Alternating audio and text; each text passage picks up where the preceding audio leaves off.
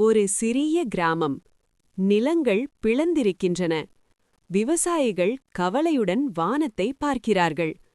குளங்கள் காலியாகி மரங்கள் சோகமாக நிற்கின்றன. மழை இல்லாமல் வாழ்க்கை நின்று போனது.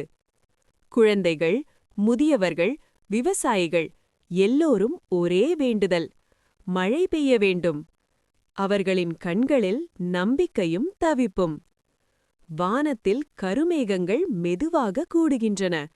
காற்று வீசுகிறது. மக்களின் முகங்களில் சிறு சிரிப்பு. மழை வரப்போகிறது என்ற நம்பிக்கை. மழை பொழிகிறது. உலர்ந்த மண் ஈரமாகிறது.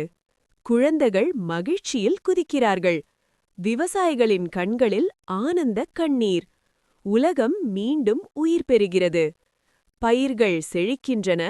குளங்கள் நிரம்புகின்றன. உயிரினங்கள், மனிதர்கள் அனைவரும் நிம்மதியாக வாழ்கிறார்கள். மழை உலகை காப்பாற்றுகிறது.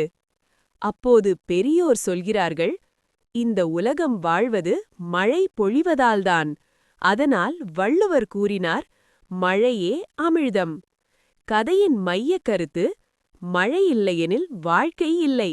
அதனால் மழை = அமிழ்தம் என்று திருவள்ளுவர் உணர்த்துகிறார். வான் நின்று உலகம் வழங்கி வருதலால் தான் அமிழ்தம் என்று உணரப் பாற்று.